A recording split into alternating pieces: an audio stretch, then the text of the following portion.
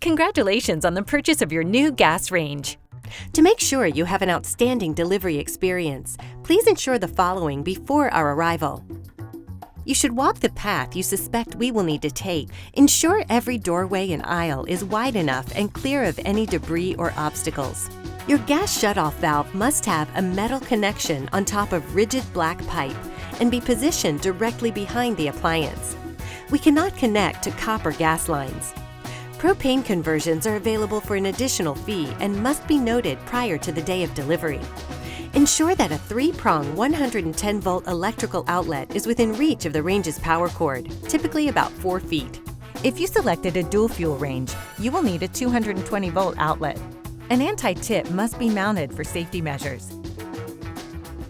We are unable to use existing connection parts for new appliance installations.